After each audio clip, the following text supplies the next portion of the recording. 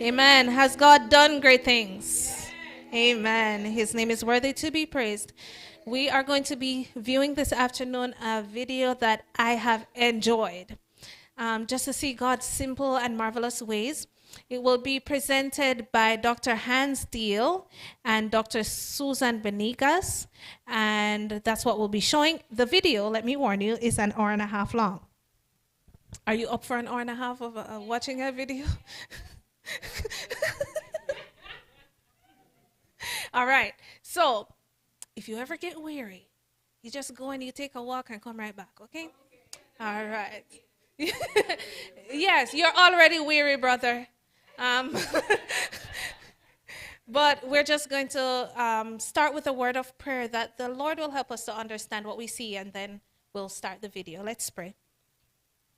Our dearest Father, thank you so much for your many blessings, for just giving us all this information that we can live happier, healthier lives, and just how simple it is to follow your ways. And we pray that we will be impressed with that as we listen to this video. And I thank you for those who have spent their lives just studying and researching and presenting these things, that we might be better off as well. So we thank you in Jesus' name. Amen.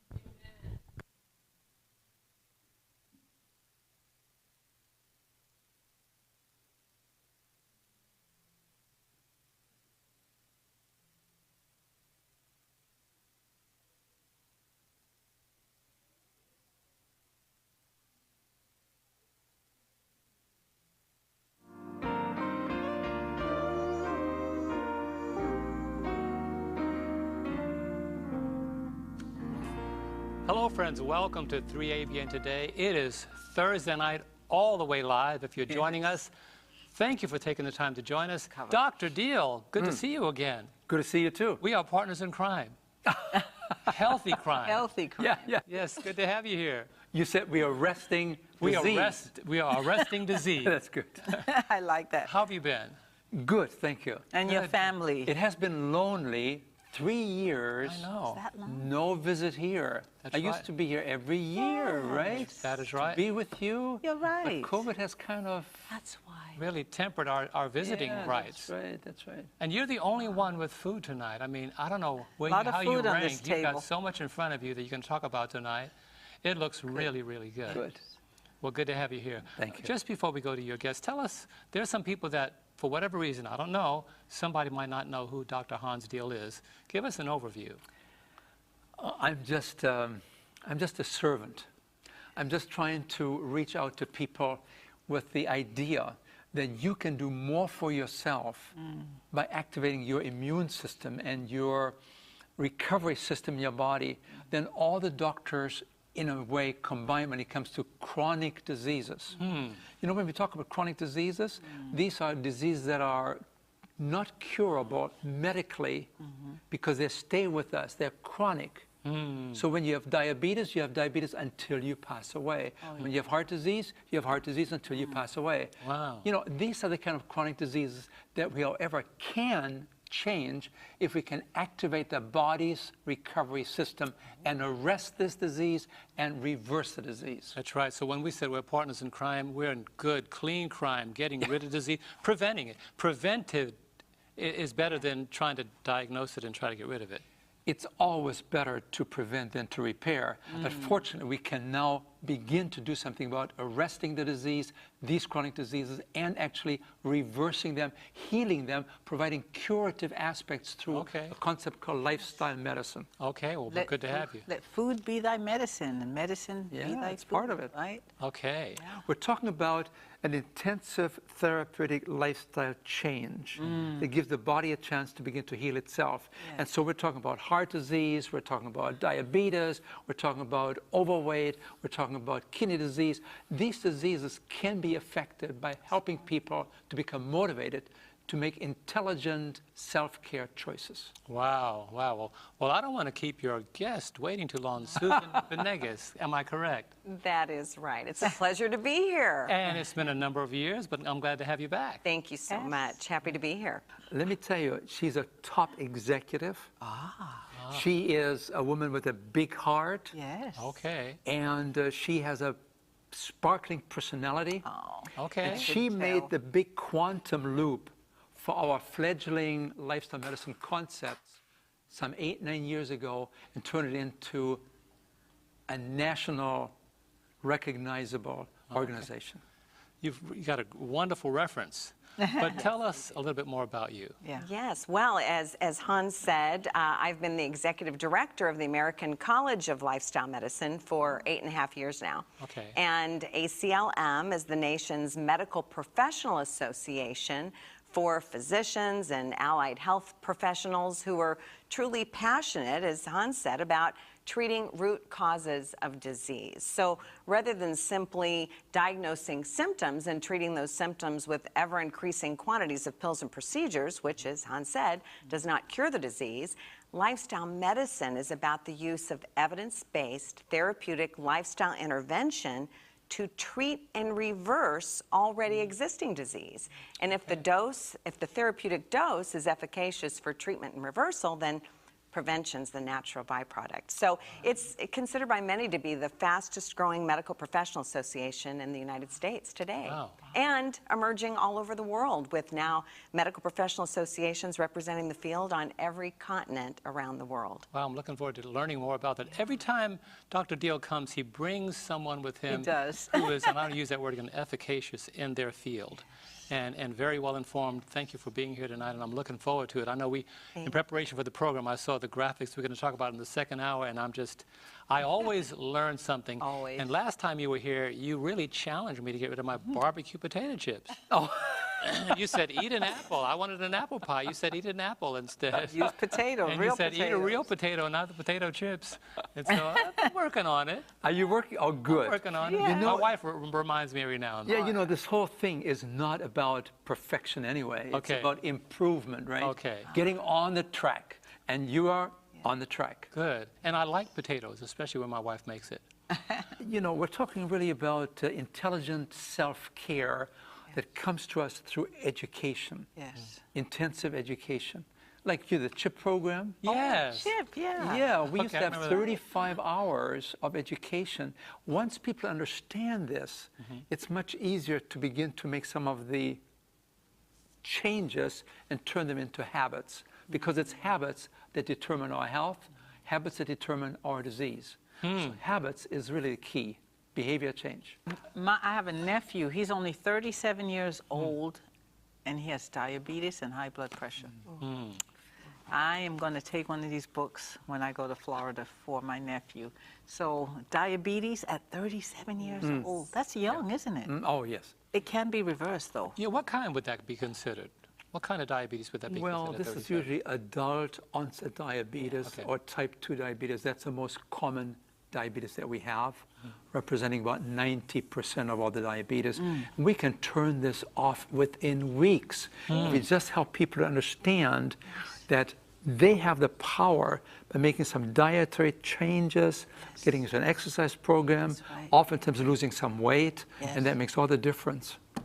Wow. And if I may add that long before there was COVID-19, we had been talking about the looming global pandemic of type 2 diabetes. And it's true that you can no longer even refer to type 2 diabetes as adult onset, because so many children are now being diagnosed with this degenerative condition. And it really is, something that there's such urgency for us to address it. But the good news is that it is a dietary related degenerative condition. And so not only is it preventable, but often treatable, and if caught early enough, reversible through the power of food as medicine and lifestyle medicine. Wow. That's Yeah, just imagine diabetes has tripled in the last 30 years. I mean, it's becoming a pandemic in its own now. That's right. Right? Every baby born out of three, 1 out of 3, will become a diabetic in a lifetime. If the That trends continue. if the trends Yeah, continue. yeah. What? So the interruption of the trend is what this program is about. Correct. And then, of course, you have to worry about cancer. Breast cancer rates, the incidence rates have gone up dramatically in the last 50, 60 years. We have seen heart disease not really declining very much either. And then you have to worry about excess weight. Today only 1 out of 4 adults in America are actually regular, normal weight. Wow. 1 out of 4 people are regular weight. That means 3 out of 4 Americans are either overweight or obese. Something has happened. And it all started in the 1970s when our diet began to change, like you mentioned. People shifted from potatoes to potato chips. We shifted from water to soda pops. Yes. See, these were the changes that took place where we no longer eat food, but we now eat industrialized products. And they're made for taste, for convenience, and they're made for profit. That's why many years ago there was a commercial, I won't mention the chip, but the commercial hook was, I bet you can't eat just one. Because it was made for taste. Very That true. was a child. Bet you can't eat just one. And these are things that are orchestrated and doctored up in a factory so that you can't eat just one. Yeah. You see, these were the foods that we used to really rely on until the 1970s. And everything began to change gradually in that we developed engineered foods, taste sensations, difficult to resist, almost addictive. See, and so that's why I think we see today a great increase in these chronic diseases, and that's why we feel we need to do something about it. Wow, wow. Well, let's first of all lay some foundation here. I think that all of us, we all travel, we begin to look at the world as it's metamorphosizing. You made a very powerful point how things are becoming more and more prevalent among younger and younger children. Yes. When we grew up, we were outside. Playing, jumping rope, We were riding hopscotch. bikes. That's right. We breathed outside. Today, neighborhoods are primarily quiet because children are held hostage by machines. Video games. Yes. And they're becoming obese. They're couch potatoes before they have a double digit in their age. Yeah. So let's talk about some of this. Why is our nation and our world being, I love the word, facing a chronic pandemic of unhealthy lifestyles? Well, I think you'd be probably talking about some of these major factors, right? Yes. What are the absolutely. 6 factors that you always seem to emphasize in such an elegant, educational way in the American College of Lifestyle Well, Medicine? we really focus on the 6 pillars of lifestyle medicine. And lifestyle medicine is conventional medicine. It's all evidence-based. And it's really about shifting to a first treatment approach that attempts to identify and eradicate the root cause of disease before then shifting to pharmaceuticals. And those 6 pillars are a whole food, plant predominant, dietary lifestyle, regular physical activity. So something like this? Oh, absolutely. Okay. Anything that grows from the ground and as close to nature's package as possible, because those are the foods that are fiber-filled and nutrient-dense, antioxidant-rich. Those are the foods that will protect health and fight disease. And it's only the foods that grow from the ground that are fiber-filled. And so that's why we always speak to the fact that while all 6 pillars of lifestyle medicine are very, very important and foundational to health, food does trump all. But to your point, physical activity, so important. And we have really evolved into such a sedentary population. And then stress management and restorative sleep, the avoidance of risky substances, and then the power of positive social connection in our lives and purpose. And so those are really the 6 pillars that are foundational to optimal health or lack thereof. But as this beautiful plate of food represents, it really, we are overfed, undernourished, again, fiber deficient, nutrient starved, and we've been reaping the consequence of that. But the good news is that even though nearly 90% of all dollars spent on healthcare in the United States, and certainly in many parts of the world, are paying for the treatment of conditions rooted in poor lifestyle choices. And that's good news because it means we can do something about it before it's too late.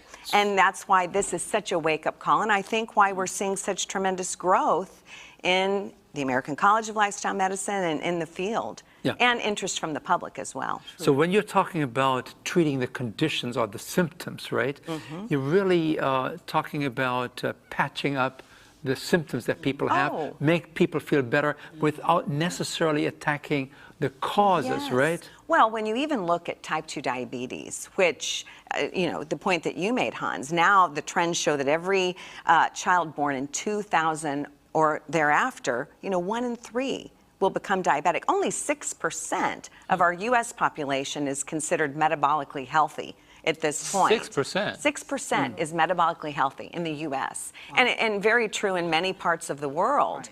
And so when we look at healthcare spending in the U.S., for example, we spend 2.3 times more on healthcare for someone with type 2 diabetes. And yet those ever-increasing quantities of medications don't cure the disease, yet lifestyle medicine intervention can not only halt the progression, but oftentimes can reverse the disease.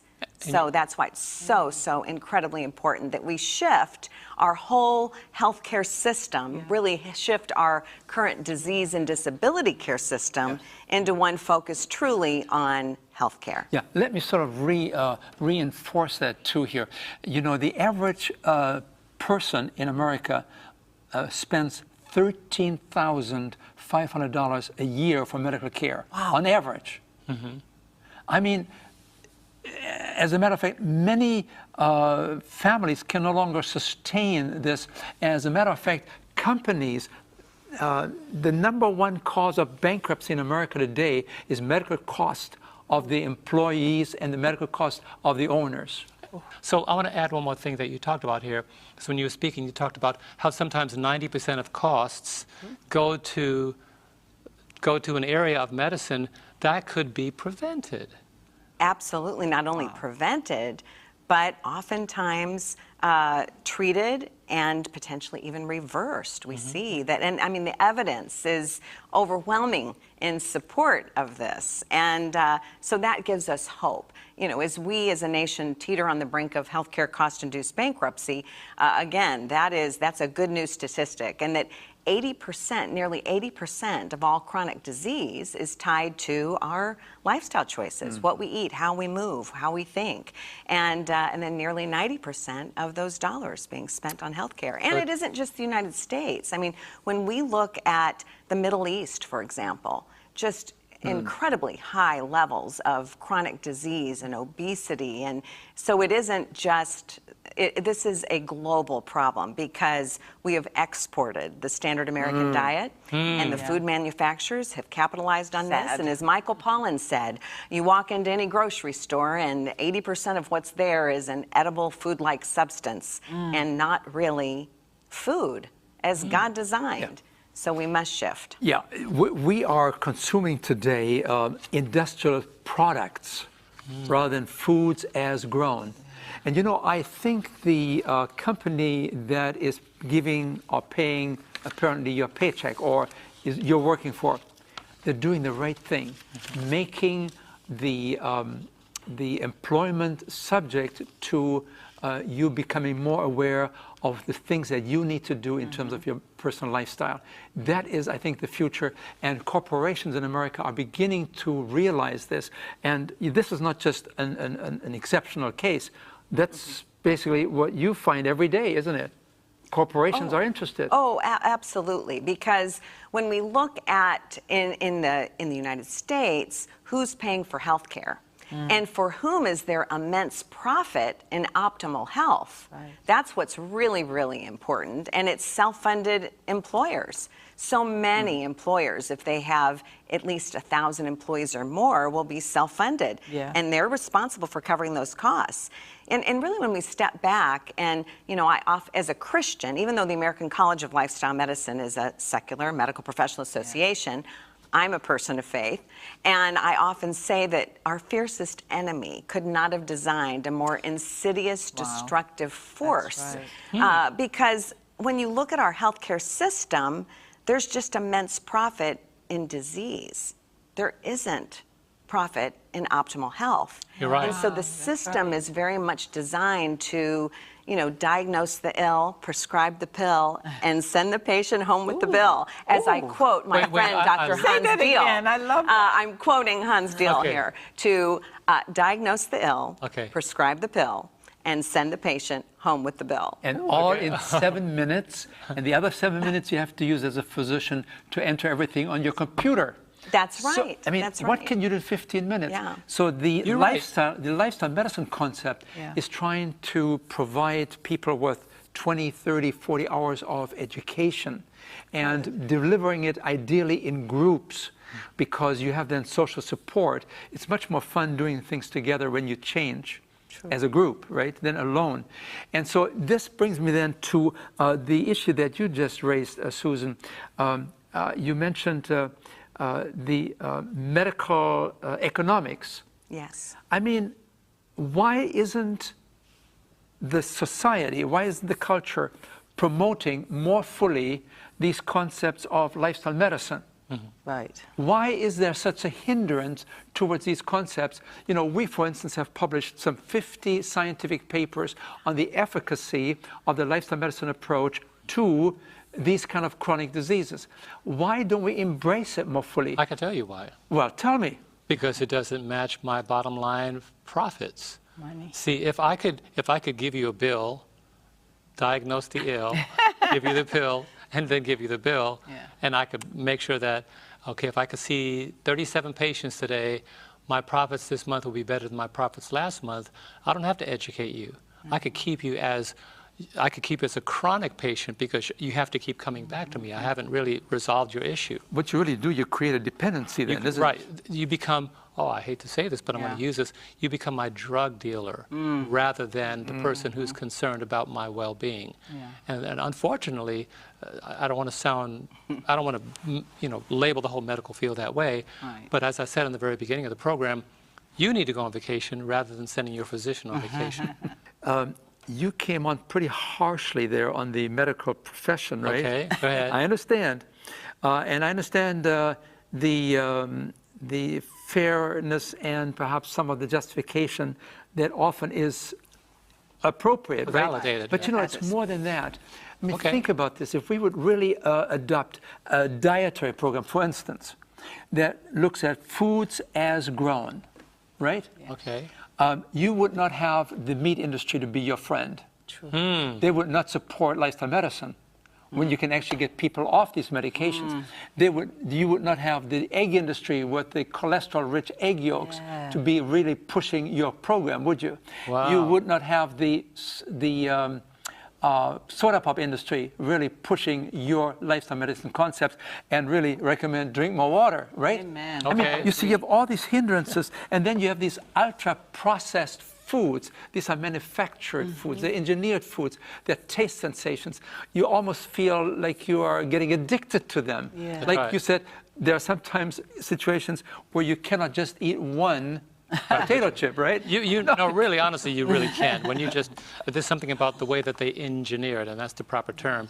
And I remember in my neighborhood, back in the 70s, in Brooklyn, they opened a McDonald's. And everybody was so excited. McDonald's. And I was so excited with them. And that was one of the worst things that happened to our neighborhood, is when they opened McDonald's. Matter of fact, we're going to take a little stroll back in the past briefly. I remember being in Paris when they were recommending a McDonald's and the people were protesting. Because they said that lunchtime, they take 2 hours for lunch. They actually go home and cook their food. In one of the instances, I remember this is years ago, this is in the 80s, to qualify this. Went with Heritage Singers. We went to Heritage Singers, and they said it's not unusual for a cab driver to pull over when it's lunch hour hits. And it's lunch hour for everybody takes their lunch hour at the same time. And one of the passengers says, "What are you doing?" He says, "It's my lunch hour. You're going to have to wait till my lunch hour before I take you the rest of the way." Siesta time. Siesta time. They cook their foods. They literally cook their foods. But now we know, as you talked about, we have exported disease in the context of fast foods. So what makes lifestyle medicine different? Well, first, it certainly reignites the passion for why most went into the field of medicine, to become true healers. And so that, again, is why we're seeing such tremendous growth in the field and of the American College of Lifestyle Medicine and of the lifestyle medicine associations around the world. Because it enables that medical professional to treat the root cause, to attempt to identify and eradicate the root cause with the clinical outcome goal of health restoration as opposed to simply disease management. And because it is evidence-based, conventional medicine, all that, we're just advocating that it become the first treatment option, that lifestyle medicine become the foundation of health and all health care. And I think that we're just seeing physicians and medical professionals who, as you referred to earlier, needing to see, 25, 30, 40 patients a day, and it's just unsustainable. And so they are looking for a different way. And I think that the public is rising up saying, wait a minute, we don't want to just manage disease. We really want to have our health restored. We want to add years to life and life to years. Right. And the medical community is. And we're seeing such incredible things happen. I mean, even on the national stage, just yesterday, the American College of Lifestyle Medicine submitted its recommendations and a pretty significant offer in response to the White House conference on hunger, nutrition, and health. And for the first time in over 50 years, one is being produced on Capitol Hill this September. And so food as medicine is something that is in the vernacular and being talked about. Just a few weeks ago, Congressman Jim McGovern and Congressman Burgess out of Texas co-sponsored a House resolution that was unanimously adopted by the House of Representatives that advocates for nutrition to be incorporated into medical education throughout the country. Wow. Now, it isn't anything that, it doesn't have like any teeth to it. It's a resolution, but it enables organizations like ours to come behind and do things that really help to manifest that vision. And our president was just in Washington, D.C. today, meeting with Congressman McGovern and others on Capitol Hill. President of the American College of Lifestyle Medicine. Yes. We have to also recognize that when you are facing something brand new, there's always resistance. True. Now, we are trying to reach physicians, right? But unless they have come through the program and begin to understand that this is scientific, it is evidence-based, it creates oftentimes a change in the disease process within days, like with diabetes and high blood pressure and so on, then I think you can hopefully whittle down some of the natural resistance that we all have towards change, right? Yes. I mean, it's a common trait that we all share. Right. So I don't want to sort of make it sound as if it's all the profiteering that is the basis here for it. But in general, change is always difficult. True. It's a paradigm shift, and I mean, think of the pharmaceutical industry. I mean, what are they going to do now if we are really able to turn these diseases around?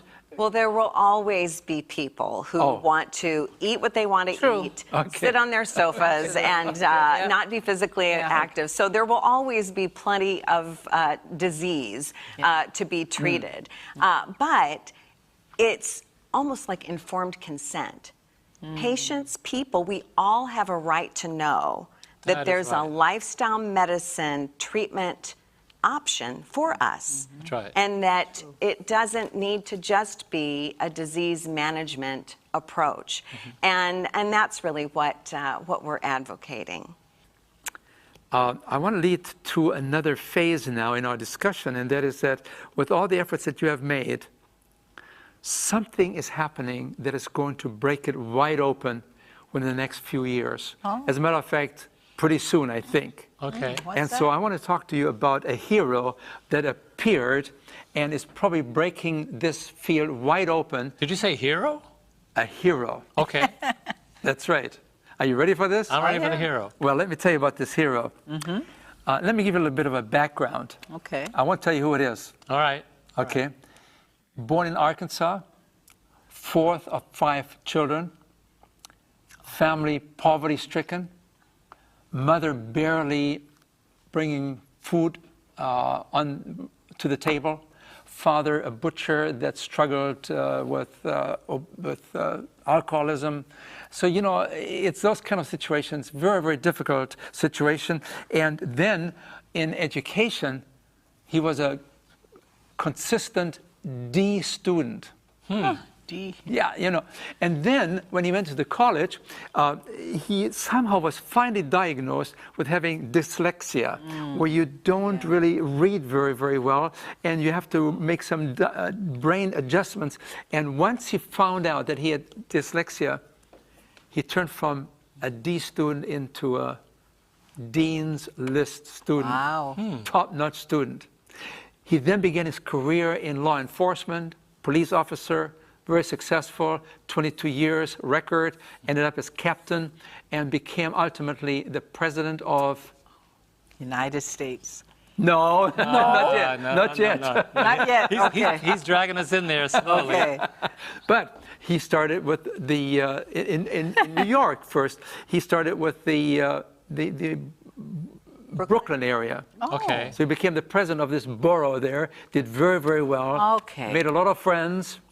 Okay. Developed a political base, know. and ran for president. No, ran for mayor of New York City. Amen. Okay. I know now. And January 1 this year. Yes. Okay. Yes. He became the new president, the mayor of New York City. Yes. That's right.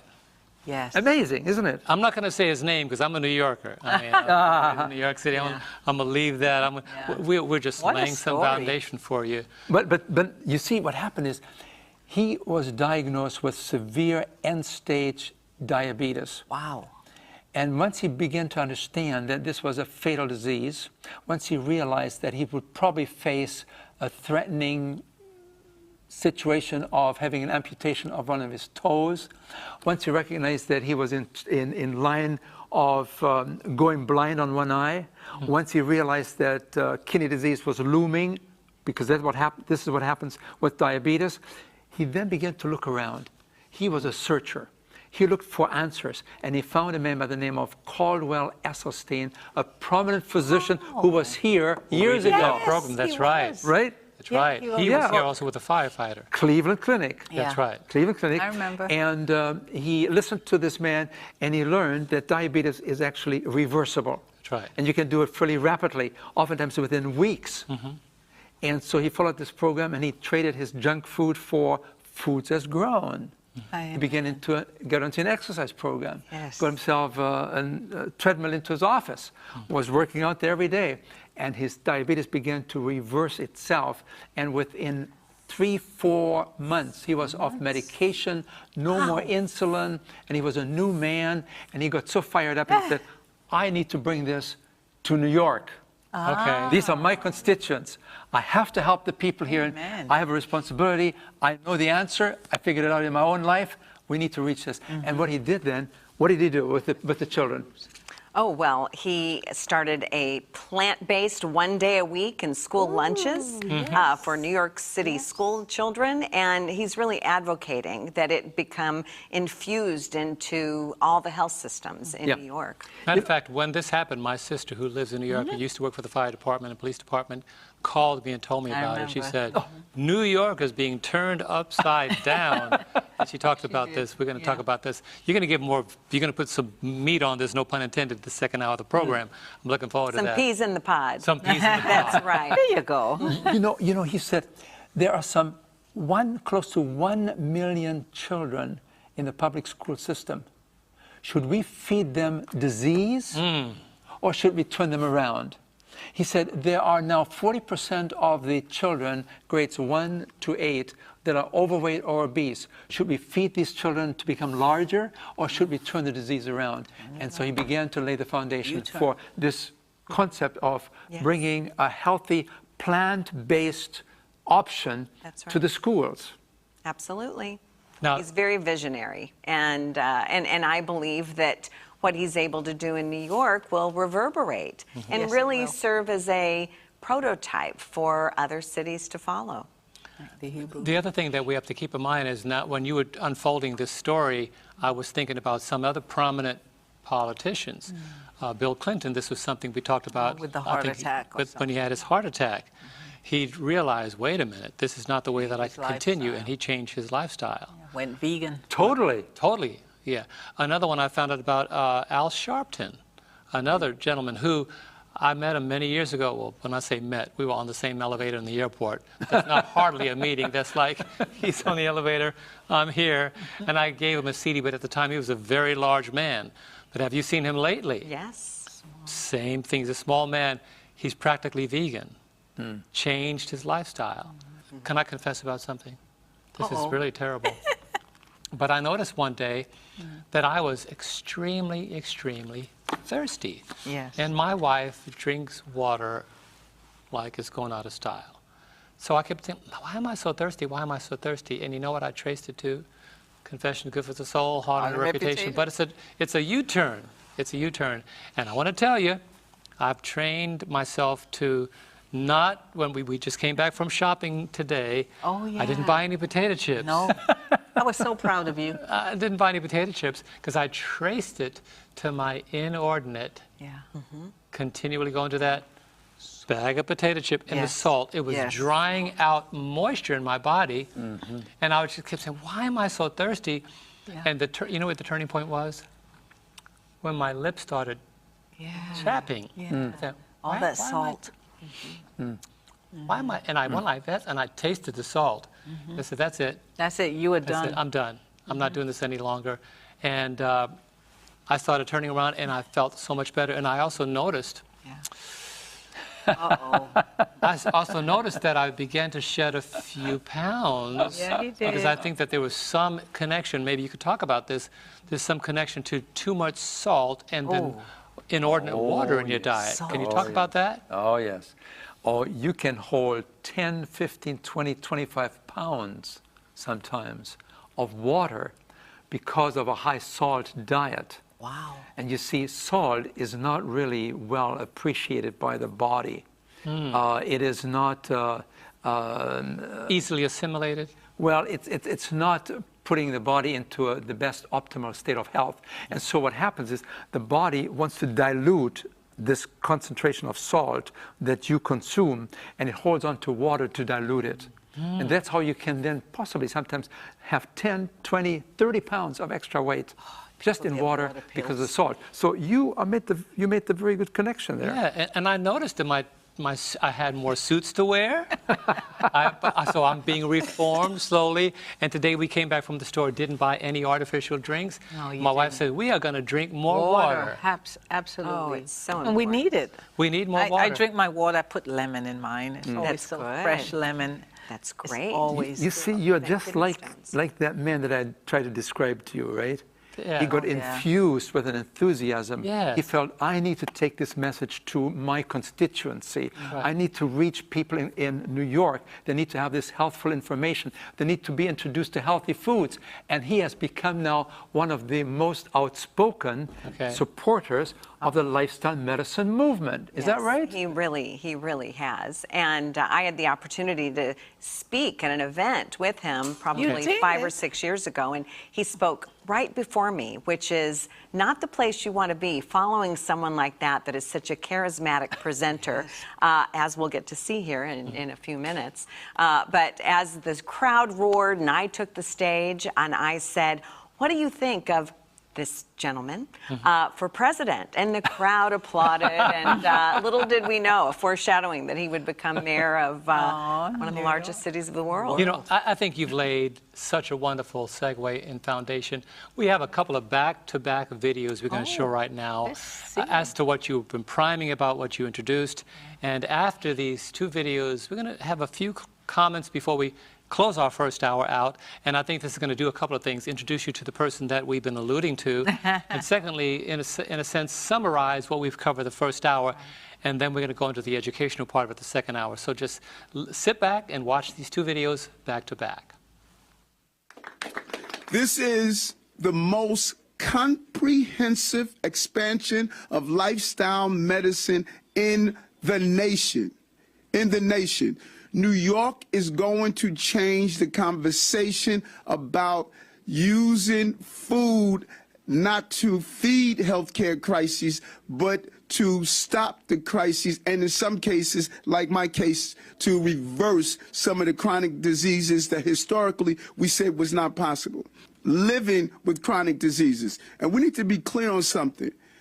A chronic disease does not only impact the individual who has the chronic disease, it impacts the entire family. And everyone in this room knows someone who's going through a chronic disease if they are not going through the chronic disease themselves. That is what we must understand. A chronic disease hijacks your life, and it hijacks the life of your entire family. And that is why this is a significant moment on what we are doing. And those who are going through the chronic diseases, and what type of diseases we're talking about? We're talking about heart disease, hypertension, diabetes, pre-diabetes, and all the other health concerns that's associated with obesity. We have a healthcare crisis that's not sustainable. And to be bold enough as a city and a hospital system to say we are going to do something differently is really commendable, and I just thank the entire team. This expansion is about helping patients make healthier lifestyle changes, including plant-based diet, physical activity, improved sleeping habits, and stress reduction. All the things that we must incorporate into our lives so that we can deal with the stress of being in a stressful environment. I'm living a healthier lifestyle, and I'm encouraging New Yorkers to have as many plant-based meals as possible because the science is clear. The more you eat plants, the more you eat fruits, the more you have a healthy lifestyle away from over-processed food, the healthier you are going to be. I know how I feel every day, and I want you to feel the same way every day. And so those who have questions on what I am eating, I'm over 18, and I know how to take care of myself. And if you haven't noticed, look at the pictures of yesteryears and then look at the pictures now. I wear my suits so much better than I did 8 years ago. And if you like it or not, you have to say, yes, you do. If I would have followed the path that I was given, I would not be standing here. I was going blind. They said there's nothing they could do for you, Eric. You're going to be blind in a year. That tingling that I ignored, they said you have permanent nerve damage. You're going to lose some fingers and toes. I was going to have to take insulin every day. I was taking medication. They gave me medication for my high blood pressure, medication for my cholesterol problem, several medications for my diabetes. I had an ulcer. They gave me medication for my ulcer. They said, Eric, this is permanent. Add those dollars. This is not sustainable. And so when you look at the fact I did not have to buy that metformin, the insulin, the high blood pressure, the statin. I don't have to get all of those things. So it's not how much it costs for this program, how much it's going to cost us if we don't have this program. And those are just the dollar amounts. The traumatization of my family members. I remember my son when he heard what happened. He says, Dad, you have a BMW. You put the best gas in your car. You didn't put the best food in your body. It's costly not to do this. And so we're going to come up with whatever the numbers are, but we're going to meet those darn numbers because our healthcare system is not sustainable. It's just not sustainable. And I'm not going to allow this to continue in my 4 years in office. I eat a plant-based centered life. Some people want to call me vegan. Vegans eat Oreos and they drink Coca-Cola. I don't. I eat a plant-based centered life. And I'm not going down this rabbit hole of what do you eat? If you eat cake and it has eggs in it, that you analyze it. I'm not doing that. The more plant-based you eat, the better and healthier you are. That is my question to those who are following me around in restaurants, wondering what I'm ordering. Listen, I'm not doing that. That's noise to me. I got to get New Yorkers to eat a plant-based scented life. And if that's not an answer that people accept, then it's cool with me. Wow, wow, wow. Then it's cool with me. That was Mayor Eric Adams of the proud city of New York. Wow. You know, Beautiful. when this initiative was voiced, that's conviction. That's a person who's concerned about a city. You're talking about 16 to 18 million people in greater New York area. And he's right. The medical costs are not sustainable. That's Proud right. of my city. That's right, absolutely. And the person who was standing over Mayor Adams' right shoulder is Dr. Michelle McMacken. Really? And she's a former member of our board of directors. Okay. And she had, when Eric was Brooklyn Borough president, he started infusing lifestyle medicine into Bellevue Hospital System, the oldest hospital system in the state of New York. And Michelle took on the role of head of nutrition and lifestyle medicine and started doing shared medical appointments that were lifestyle medicine based and seeing tremendous, tremendous results and really educating, equipping, and empowering people to take far greater control of their health destiny. And then after Mayor Adams became the mayor of New York City, then Michelle was named Director of Nutrition and Lifestyle Medicine at Health and Hospitals. It's the largest public health system in the United States. Wow. And so she was there that day in that press conference and ended up speaking after the mayor did on that particular day. And so now Mayor Adams is in talks with 6 health systems in New York. And because of Michelle's relationship and the relationship that we have with he and the mayor's office and the educational curricula that ACLM has developed, the continuing medical education accredited medical education, we're going to be working very closely with Dr. McMacken, with Health and Hospitals, and in helping to fill that gaping void of lifestyle medicine and medical education, because that's what needs to happen. And so we're just delighted to see the kind of leadership that Mayor Adams is exemplifying, and really believe that it will be an inspiration to other mayors across the United States and around the world. Yeah, I love that. He said, if you don't believe what I'm doing, at least you could agree that I am wearing my suits better. Hey, absolutely. And it's a terrible thing, but I noticed the difference, and I said, you know, I'm able to increase the number of suits that I can now wear. And it's really, really exciting to know that when you make a change, your body begins to applaud on the inside. It does. Your heart begins to say, I've been waiting for this moment. And your oxygen levels go up. You begin to sleep better. You don't feel as dried out as the hills of Gilboa. And the water actually makes a difference. You're not adding to something that is becoming worse. You're beginning to contribute to something that's better. And honey, thank you for continuing to tell me you need to drink more water. I used to think of water as, it's 5 o'clock. I didn't have a glass of water yet. She said, how much? She come on lunchtime. What would you ask me when you walk in the door? How much water you drink today? Did you drink any water? Well, I had some tea this morning. Question. No, I mean, the vast majority of the people around the world are chronically dehydrated. And so many diseases actually are diagnosed because people are chronically dehydrated. And many of the beverages that we do drink are dehydrating. Even though it's liquid going in, it's dehydrating. So the power of just plain H2O cannot be underestimated. Well, we're looking forward to it. You got 20 seconds. I'll hold that thought for the second half. All right. You take a drink of that water. Don't go anywhere. I just want to focus on this wonderful, and by the way, all this living fruit in front of him, these are not plastic, right? No. These are edible. No, I went shopping last night. And I think our crew is going to just descend on these bananas and red peppers. And is that a mango over there? Yes. Okay, I'm focusing on what I want to get after the program. And we have an artichoke over there and some green peppers and a pear and apple. Well, Susan Benet. Oh, yeah.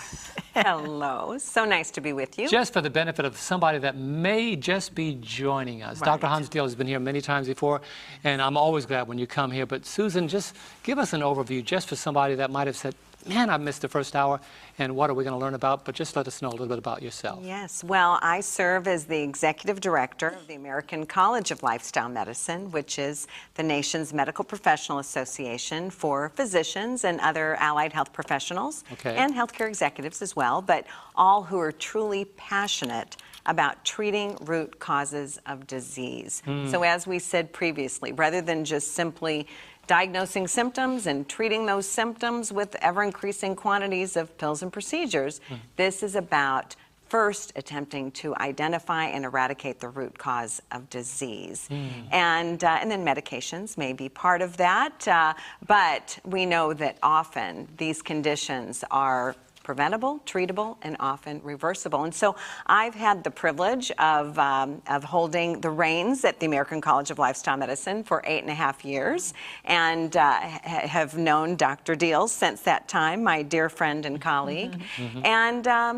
And it's been quite the journey. So when I joined ACLM, there were about 380 members and 1 on staff. And today we have a staff of 40 and over 8,000 members. And so the growth trajectory has been phenomenal. And it's just, you know, such a privilege. I often say that the American College of Lifestyle Medicine and the field of lifestyle medicine is a magnet for purpose, passion-driven people. It's really all of us that understand what's at stake and the urgency of lifestyle medicine becoming the foundation of health and all healthcare. We really need it to be in order to have sustainable health, sustainable healthcare, and a sustainable world. And just before we ended the first hour, we saw someone that I'm going to just, my hero. Okay, I need to say, we have, honey, we have a hero. We have a hero. And is Mayor Eric Adams in New York City, the mayor of New York City. He's about to turn New York City inside out for healthy reasons. Yes. And I really appreciated his approach. And we're going to talk about your meeting him, and I'm not going to preempt any of that. But it's so exciting to hear that he's just not addressing crime and violence, but he's addressing something that is worse than crime and violence. That's the pandemic of the chronic diseases that are preventable. He talked about he almost went blind, was about to lose fingers and toes, and then his son, I cannot forget this, his son said, "Daddy, you have a BMW, you put the best fuel in your vehicle. Why don't you put the best food in your body?" Absolutely. Well, let's talk about He has such a powerful personal testimonial, and so it comes from a place of such, you know, genuine authenticity, because he was part of that looming pandemic of type 2 diabetes, and he made that decision that even though his doctors, his own personal physicians who had not been trained in lifestyle medicine, told him that he was destined to really just endure this degenerative condition and to be a victim, really, and reliant on ever-increasing quantities of medication. And he just said, I don't want that. I believe there's another way. And he started proactively seeking out other experts. And that's what led him, as Hans shared, to Dr. Caldwell Esselstyn, who both Hans and Dr. Esselstyn are 2 of our founding members, even back in 2004, when these very visionary physicians and medical professionals came together and saw that there was no other field of medicine that represented evidence-based therapeutic lifestyle intervention to treat and reverse already existing disease.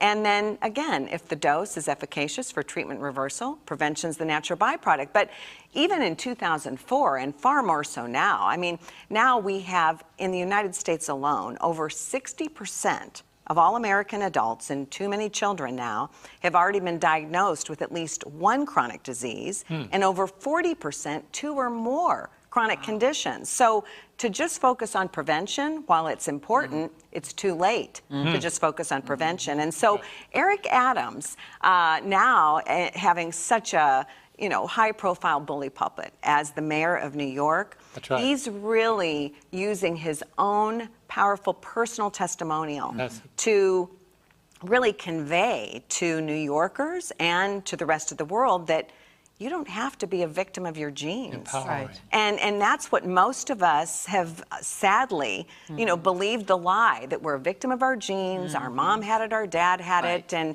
so we're destined to as well. And so Eric is living, breathing proof that that is not the case. No. I mean, even his mother, who saw the transformation in his health, Right. followed suit. Wow. And did so in her health as well. And so it's really been inspiring to see Yes, what it he's has. doing, and for the American College of Lifestyle Medicine to be really assisting and part of this exciting, disruptive, seismic shift that's happening like in that. the city of New York. I like that, disruptive. Yeah. There needs to be something good to disrupt sometimes in society, because so many negative things disrupt us. Pandemics and crime and all the other things that we hear statistically, just sometimes we become numb to it. But it's so good to hear that something positive can disrupt a Right. trend that has been overlooked to a large degree. And you also have had a chance, I want to show this photo of you and also Mayor Eric Adams of New York City, and just talk about that meeting, what that was like.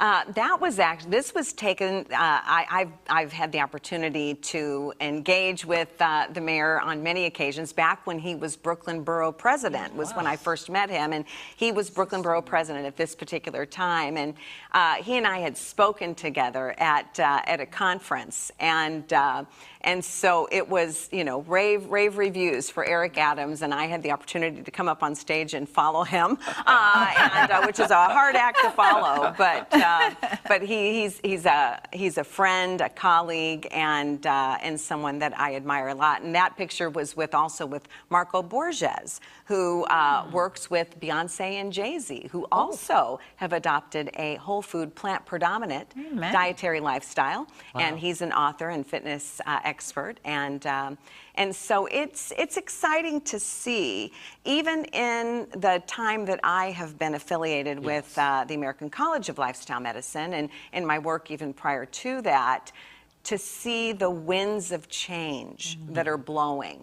We're really seeing change happen before our very eyes. That's right. And some of what we just alluded to in the last segment, that patients, even the general population, is just rising up and saying, we want a different way. We really want true health care. We want physicians and medical professionals who are equipped and empowered to truly treat our disease and restore health. That's right. And then we see medical professionals who go into the field of medicine with the best of intentions. They truly want to heal. And yet our medical education system, by and large, has been focused almost entirely on allopathic to, again, diagnose and treat, not truly to restore health.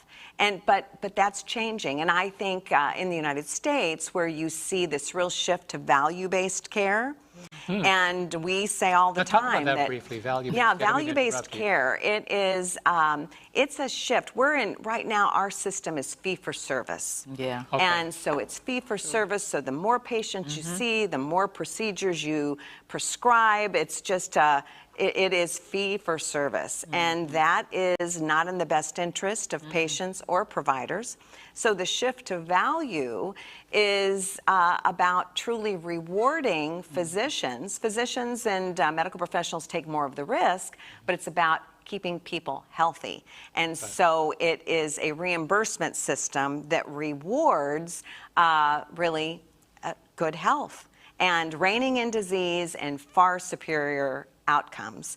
And but what's necessary for that to manifest is for our medical professionals to be effectively trained in evidence-based lifestyle medicine. And that's the foremost reason for ACLM's existence, to fill that gaping void of lifestyle medicine and medical education. And how much progress are you making? Is there now a board-certified specialty in lifestyle medicine? What does it entail? Yes, there is. In 2016, a sister organization of ours emerged, the American Board of Lifestyle Medicine, Okay. which hosts the annual certification exam. And so the first group was certified in 2007.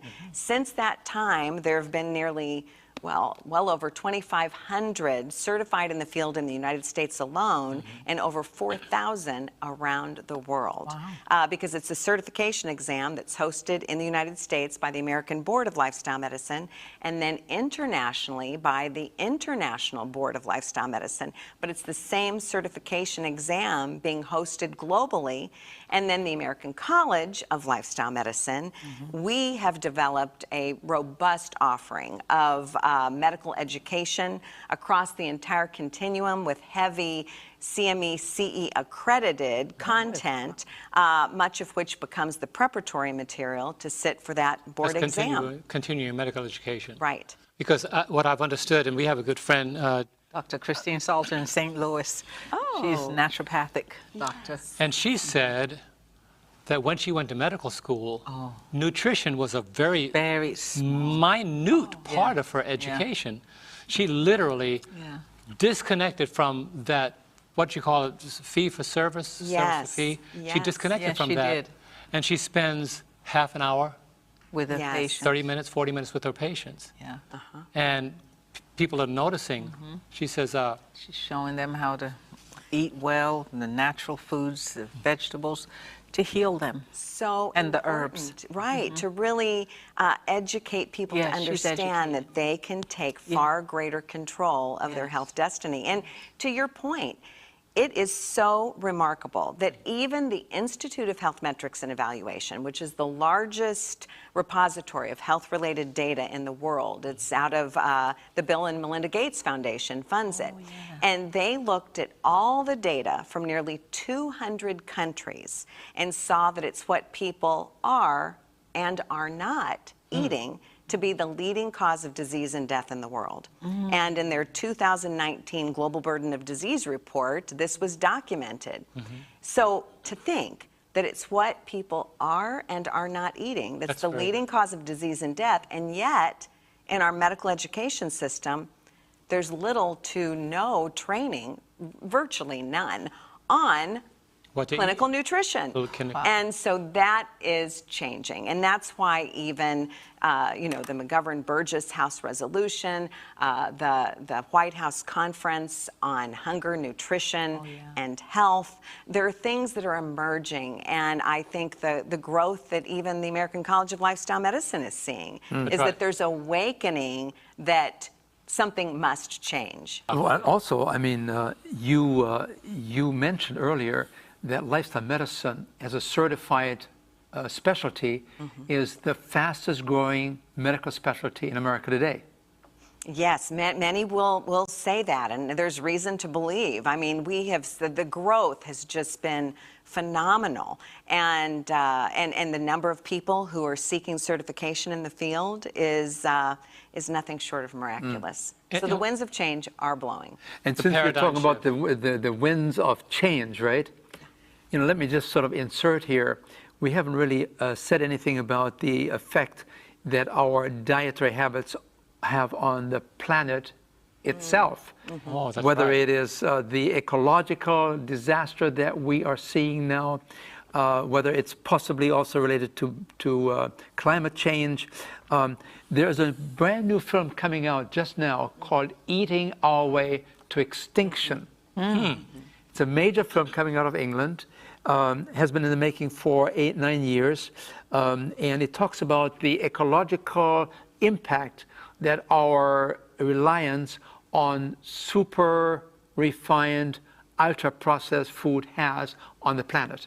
Yes, Hans, it's so true, because the number one cause of virtually all of our chronic disease and the number one cause of some of our most pressing global sustainability issues is one and the same. It's our Western industrialized diet. And yet the foods that we need to be eating to protect our health and prevent disease are the exact same choices that we need to make in order to preserve our natural resources, to rein in greenhouse gas emissions, and to feed what soon will be 9 billion people on the face of the earth. And it's just, our planet cannot sustain a heavy animal protein-based diet. There just is not enough land, water, or energy. True. And yet, it's like on the same amount of land, it's exponentially more people can be fed. And so it's true. It just further reinforces that the choice that's best for human health is also what's best for the planet. You know, you're going to go to, you'll become involved with the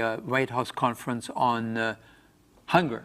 for instance, right? Hunger, nutrition, Yeah. and health. And, you know, I was just reading in this book that accompanies this film, Eating Our Way to Extinction, where they talk about the idea that if you take 100 calories that a cow consumes to live, to exist, when you eat that flesh of that cow, you only get 3 portions back. So instead of you are feeding this cow 100 calories, you only get 3 calories back in the food that you eat in terms of the flesh of the animal. So if you're talking about a world hunger, it seems to be a very powerful relationship there, right? Oh, so much so. And even when we look at water, we've talked a lot about water tonight, but it Yeah. is one of our, it's probably our most precious natural resource, is. right? That is right. And when we look at the same amount of water that it takes to produce 10 pounds of beef, Yeah. can supply a household of 4 for an entire year. Wow. That's Say that the amount- again. The same amount of water that it takes to produce 10 pounds of beef can supply a household of 4 with water for an entire year. That is how intensive it is in its consumption of natural resources. And when we look at deforestation, the deforestation that's going on, it's like the deforestation is equivalent to like the state size of South Carolina every year in the Amazon is just being deforested in order to create enough grazing ground to grow crops to feed the animals to then feed the people. So it really, I think that is just the elegant power of all this, how it's so inextricably connected, and that the choices that are best for our health are best for the planet.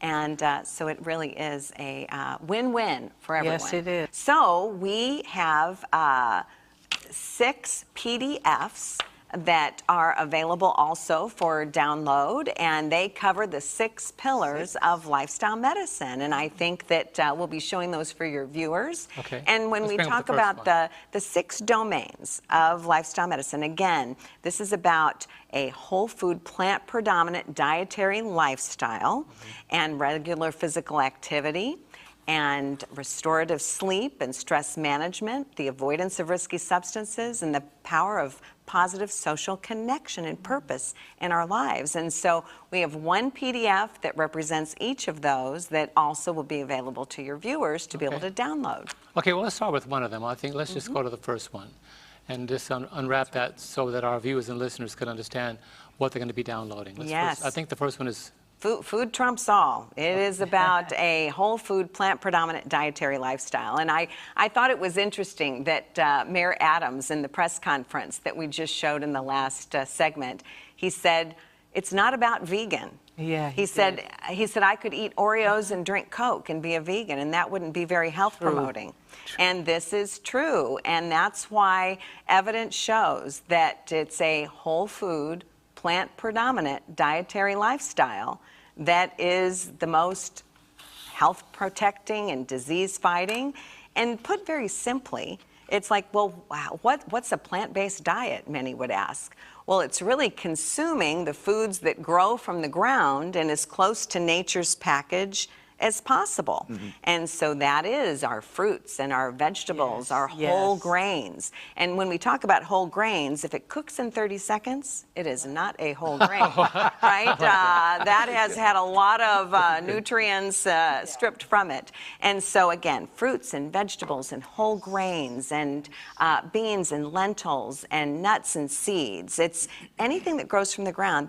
Those are the only foods that are fiber-filled. And they are fiber-filled and nutrient-dense and antioxidant-rich.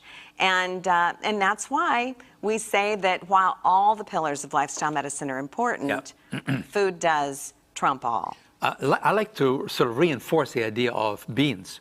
You just Yes. mentioned them briefly, beans and lentils. I like to say beans 3 times a day if possible. 3? Beans, beans, beans, beans. The lentils, lentils, lentils.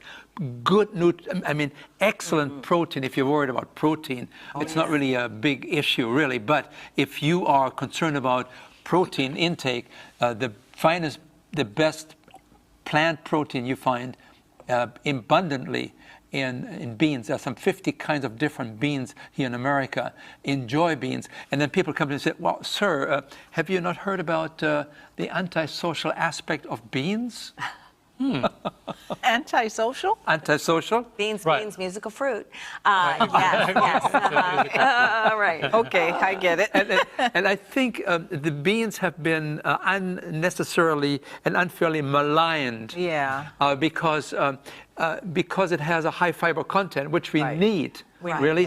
that. But it comes in too suddenly if you load up on beans too Well, fast. yes. And so you have turbulence there for about 2-3 Turbulence. weeks. That's a Okay. good Turbulence. way to put But it. after about 2-3 weeks, Yeah. the turbulence goes away and everything is just fine. That is It so passes. true. It's so true because very, very few, when we look at the standard American diet, it's 63% packaged processed foods, 25% animal protein and dairy, 12% fruits and vegetables, of which 6% are French fries. Ooh. And we wonder why we have a disease epidemic Correct. in this country.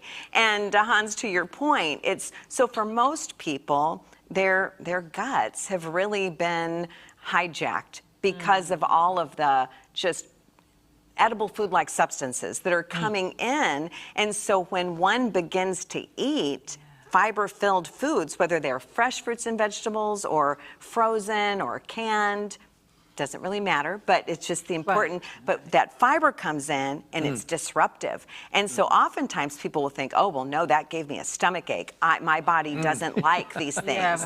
But the reality is, it's just that you're exposing your body to these fiber-filled, nutrient-dense foods that your body isn't used to eating. So you have to be prepared to get through the turbulent times, those few days of just letting your body adjust to the goodness coming in, and once you make that adjustment. But yeah, so the first PDF is about foods because it's the most important pillar of the lifestyle medicine equation. Before you go and enumerate those more in detail, I think it would be important for the audience to know that in America, the average person only gets about 10 to 12 grams of fiber in the diet. But many authorities would recommend more like 35 or 40, or in some of the countries you have 50, 60 grams of fiber. It's a total, we are deficient in fiber, and when these fiber foods come into the system too fast, well, you have a 2 to 3 week adjustments, and you have to open all the windows and everything else. But it will pass. Well, and it just if you remember anything from tonight's broadcast, it's the importance of eating a fiber-filled diet. Right. I mean, we just cannot emphasize that enough because the fiber deficiency is a culprit for so much of our disease. And so even children that are struggling with everything from constipation to acne to, you name it, the list goes on and on. And to a large extent, it's being almost devoid of fiber-filled foods. And it's just, we cannot overemphasize the importance of this. I mean, we spend $2 billion a year in this country alone on laxatives. And it is because of the deficiency of fiber that we're consuming. Let's go to the second PDF very, very quickly and describe. Yes, what physical activity. And as we talked about before, and as your insurance company is making sure you're walking those steps. And we do have a sedentary population in this world, in this country, and in many parts of the world, and it's tragic. I mean, we're seeing the epidemic of chronic disease in our children now, which is just, such a tragic situation, and as well as adults. And we need to be more physically active. And it doesn't mean that we need to be out running marathons necessarily. I mean, when we look at there's something called blue zones population. Yes, the blue zones around the world Dr. that Diehl have lives the in the longest blue zone. longevity and the lowest incidence of chronic disease. And Dan Buettner, who's a fellow with National Geographic, he was the one who has identified these blue zones. He'll say, my apologies to the exercise physiologists out there, but this is not about some really complex physical fitness routine. This is about walking and gardening and staying physically active throughout the lifespan. And we must. And sometimes I think that I find that people, they feel defeated. They feel that they've been so physically inactive for so long that they just, it's almost a fear of starting. And yet, it's just get up, take that first step, and then the next day take a few more steps, and the next day take a few more steps. And it's things that we can do, whether we hit the floor and do push-ups or sit-ups or walking, the physical activity is so important. And while it cannot, we still, I mean, physical activity cannot make up for a poor diet. No. Okay. But it's so important to have those two things as a companion. This is another section of confession, because my wife does that all the time. Not only does she tell me to drink water, but what else do you tell me I need You to do? need to walk with me. Can't get That's you to walk. great. You can hold advice. hands. Hey, it's okay. We like holding hands. Walk with me, Yeah, honey. let me let our audience know. I mean, we're talking about some practicalities here. Absolutely. And these are not things, and by the way, how much do you have to pay to walk? How much does it cost? Nothing. Maybe a good pair of shoes, walking shoes. Right. That's about it. But the reason I'm saying that is because what you're introducing right now, and there are 4 more graphics you're going to talk about very quickly. We have a lot of questions that have come in also. But these are cost-effective. Yeah. Cost you Absolutely. maybe a half an hour. Maybe that's what it'll Well, cost you. yes. And I think that, there are many myths that we need to dispel. True. One was, the protein myth and the calcium myth and the myth that eating healthfully needs to be expensive, and the myth that exercising needs to be complex and expensive. This is so true. It can be simple solutions. We say beans, greens, and grains. These do not have to be expensive at all, and yet they're so nutrient dense and fiber filled. And getting out and walking, or even walking in place in front of your television program. Okay. You can do that as well. I have a program for you. Okay. It's a simple program. It's an easy program. It's a 10-step program. Don't worry about 10,000 steps. Just 10 steps. Is that okay? That sounds good. 10 steps. So what you do, you make a pact with yourself that at a certain time of the day, you're going to take your 10-step program. Okay. 10 steps. Now you got it. So you get your running shoes on, your walking shoes, you get your nice outfit on, you get your cap on, Okay. you walk outdoors, and you make 10 steps. You walk to the door, and then you open the door, and you take 10 steps. I get it. And by the time you finish your 10 steps, you're on your way to the 10,000 steps. Okay, all right. All that preparation. Progressively. You can do it. I can do it. Every journey begins Yeah. with a single step, or 10 steps. Yes. And my wife does that. She said, walk with me down Angel Lane. We live in the country. We could breathe in so much natural, Down the driveway. filtered air. We Yes, have thousands beautiful. of trees around us. Everywhere. And she says, just walk with me. Yeah. Honey, I'm making a pact. You could all write this Okay. in. I'm making a pact. I'm going to walk with you because I want let's to be see. with you a We'll lot see. longer. I love walking. Absolutely love walking. It'd be nice if you walk. But during my break, I take a walk too. She does. Sometimes I call and said, where are you? She said, I'm walking. I said, At you work. mean it's not that warm outside? That's okay. I'm walking anyway. Have to walk. It's hot. I'm walking. Yes. Okay, I'm taking my 15-minute break. And why is that? Why do I hear wind? I'm walking. It's important. And what are you doing? I'm working on a He's always on document. on the computer trying Yes. to get Oh, I So know. I'm part of those. See, I'm one of you guys that are. I'm learning something that I need to do. And you're right. I'm getting older, but I need to get in more fitness. Just because you're thin, you think, a lot of people think, oh, I'm thin. I don't have to do the exercise. It's, Okay. Exercise. And you know, when you do it together, you actually then begin to talk about another Yes. special pillar later on. Yes. On social support. Yes, social connection. Loving Power of care. social Oh, we connection. Holding hands. We love to do that. Keeping hands warm. Keeping the hearts warm. Hey. That's true. We talk. We are natural talkers. All You know, the we don't time. walk and just like No. we talk. We talk. And so it's a good. It is. But you do walk with me sometimes. Oh, I do walk We with her cross sometimes. the bridge and back. And when I come back, she says to me, "Now come on out. Wasn't Did you that- enjoy that?" Yeah, wasn't that nice? I feel so much better. You do. Yes. I have more oxygen. I feel my body is saying, "Thank you." It is. That's right. So I'm really excited about these pills. Now we have some questions. You want to go to the third graphic before some Well, we questions? could just, if you want to just sort of like Sure. flip through, we could. Let's flip through that. So certainly, again, a whole food plant predominant dietary lifestyle, regular physical activity, and then this is stress management, which is so very, very important, and many, many different techniques that we can use to manage our stress, whether it's deep breathing or prayer or even talking, and That's right. you know, very, very important. And then the next one is restorative sleep. And this cannot be underestimated, just the importance of our sleep. Not only the quantity, but the quality of our sleep and things that we can do before sleep each night to prepare to ensure that we get the best sleep possible. Okay, And, next one. and then it is, Tell us a bit more about sleep. How many hours?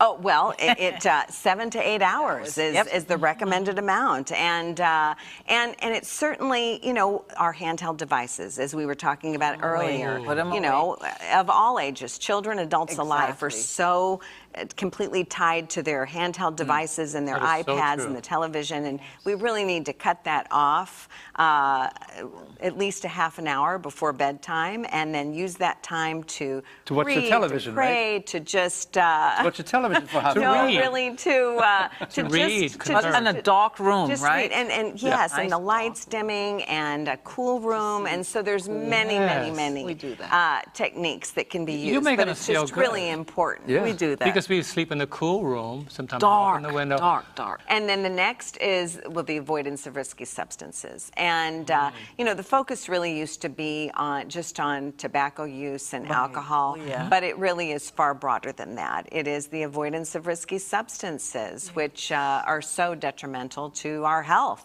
Goes without saying, and it is a problem. And then lastly, as we were just talking about, the power of social connection. And COVID has been yeah. so detrimental to this because it's caused such isolation of all ages, certainly our elderly, but also our young people as well.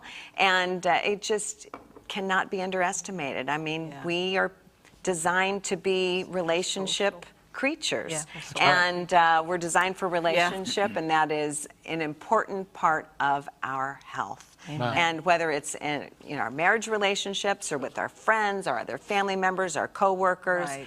to really focus on that and the importance of that and how that really gives us purpose too. Yeah. During COVID, a lot of people went into depression, Yes. young and old. Yes. It's very they sad. did. Yeah. Okay. Anyway, we have a couple of questions. Let's start with, can I lose weight and keep it off? Biana from Virginia. What can I do to lose weight and to keep it off? Oh, I see. This is Okay. Bina from Virginia. You want to lose weight Yes. and keep it off? Then eat more. More? Eat More more. You know, Shocking? I remember this. I You remember. tricked me on this one last time, but just now explain it. Yeah. Eat more. That's right. You see, cut back on the refined foods because, as Susan mentioned, they are calorically very dense. They're packed with calories.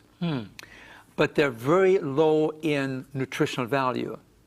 So when you cut back on those foods, you can eat more of these foods. And as you eat more of these foods, you will have less room on your plate for all the other foods that are not in your best interest. So eat more food because these are low-calorie foods. Yes, they are. There are lots of fiber, so they fill you up. Yes. And when your stomach begins to fill up, it sends a special message to your brain to the appestat that regulates the appetite, and it says, hello, I'm full. Shut down. The appetite goes down, and you feel full. And because you have all this fiber in your system, it stays there for a while, and you're just very happy for the next 3, 4, 5 hours. Oh, so it sustains the fullness rather than feeling hungry much quicker because you just ate junk. Yeah. What about beans? That make you feel full too, doesn't it? Well, all of these foods are high in fiber. They give you a sense of fullness. True. And they send you a message, enough is enough. Okay. Okay? And the caloric density is such an important point. I wish we had the infographic to show, but if anyone Googles caloric density and caloric density in forks over knives in particular, I remember there's that. a great visual that shows stomachs and what 500 calories of each 500 calories of oil. There's this much of the stomach that's filled. As opposed to 500 calories of plant-based foods, the entire stomach is full. So when we talk about satiation, and this is so true, Hans, what you just shared. So it's to focus on eating those foods that grow from the ground and as close to nature's package as possible. Can a plant-based diet help someone with an autoimmune disease like lupus? Yes. Yvette in Jamaica. Okay. I wonder. That is a very complex question. Yeah. Lupus is sort of a term that is being used for all kinds of diseases that are coming together. Do you have any ideas? Well, Dr. Brooke Goldner is a leading physician in the field of lifestyle medicine, and she was diagnosed with lupus and speaks very, broadly about the fact that she was able to halt the progression and reverse the symptoms of that simply with what we have discussed here this evening. And so I would really encourage this person to Google Dr. Brooke Goldner and see. But in general, yes, we've talked this evening about lifestyle-related chronic disease, those chronic diseases that by and large are so driven, whether it's heart disease or hypertension, type 2 diabetes, by our lifestyle choices day in and day out. And then where autoimmune is concerned, yes, I mean, there is some correlation, not as directly, but evidence shows, especially when it comes to rheumatoid arthritis. And Dr. Monica Agarwal out of the state of Florida, she has an amazing book where she was able to reverse her rheumatoid arthritis. Really? She's a cardiologist, and we just see incredible case studies of that, as well as multiple sclerosis. So yes, it's the power of our, again, what we eat, how we move, can affect not only impact our chronic disease, but also select autoimmune conditions as well.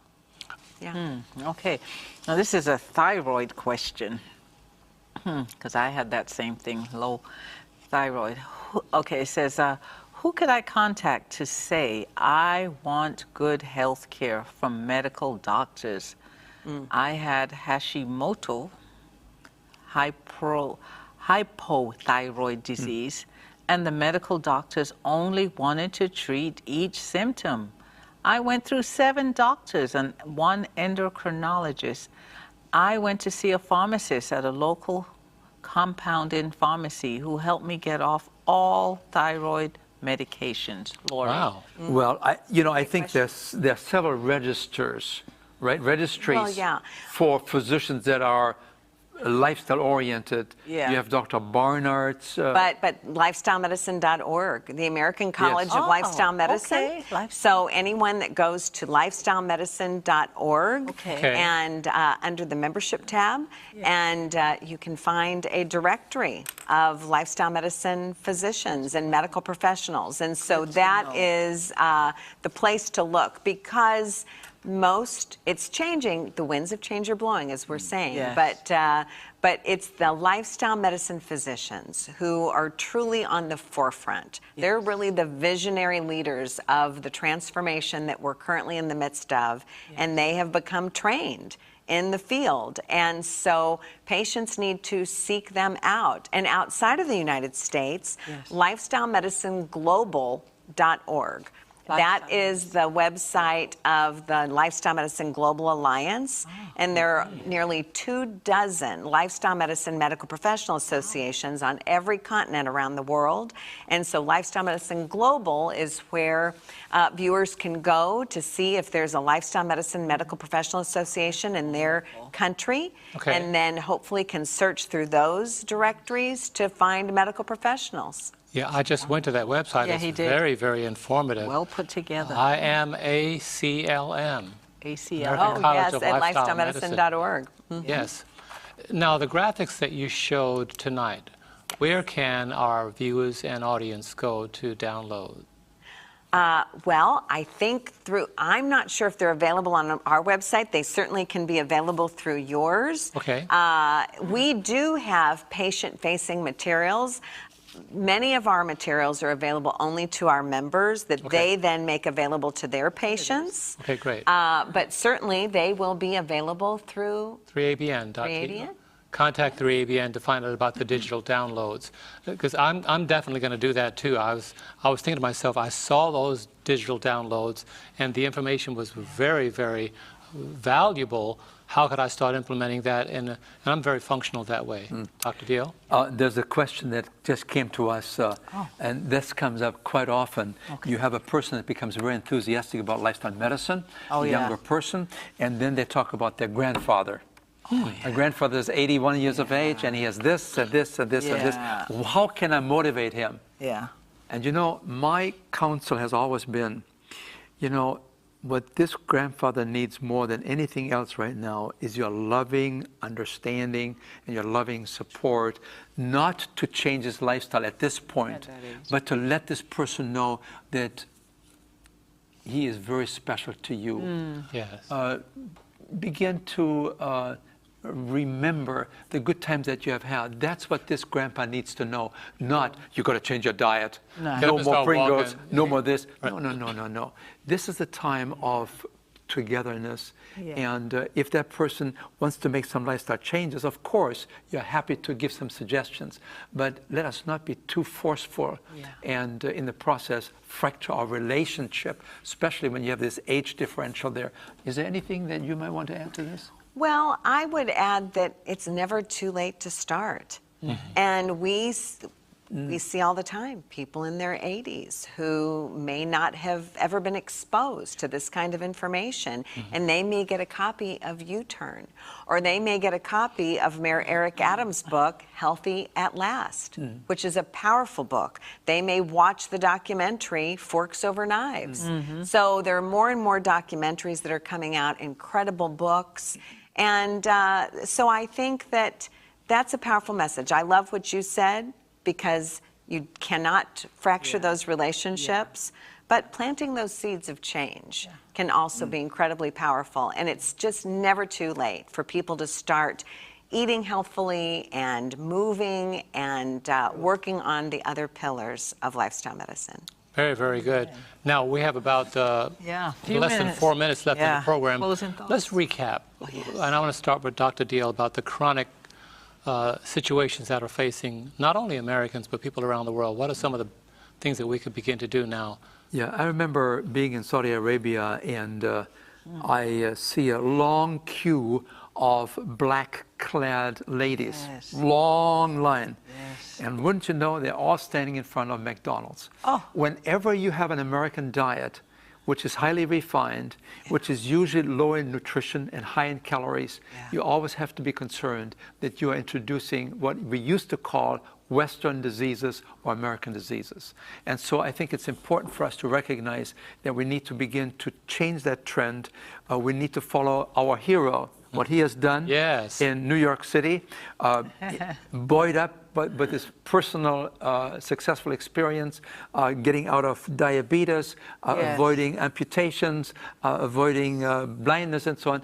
We need to begin to do our part in leading an example in our own personal lifestyle, because nothing is more important and nothing speaks more powerful than what you do and that you model for people. That's right. It's not words and telling people what to do, because after a while you have no friends left. That's true. And a Susan model. Benegas, so good to have you here tonight. Yes, Just it Thank you. give our audience some parting words that just actually can get their motors going. And you've shared so much, but Yeah. what would you like to summarize your evening as? Well, that to really just reinforce that we, by just the simple, elegant solutions that God has given us, right? The power of what we eat, whole food, plant-based foods being optimal for our health, how we move, how we sleep, how we manage our stress, avoiding risky substances, the power of positive social connection. Yes. It's these things that enable us to take far greater control of our health destinies. Wow. And that's just something that should be very encouraging and inspiring, and that we can just start tomorrow and make tomorrow, you know, the first day of the rest of our lives. And it really is an inspiring message. Lifestyle medicine, it's the message of health, hope, and healing that this nation and the entire world need today more than ever before. Wow, you just said something Yeah. that I'm very known for. Yeah. What's today, honey? The first day of the rest of my life. That's right. He always I've tell often people said that. Well, thank you so much, Dr. Diehl. Yes. Thank you, Susan Benegas, for being here.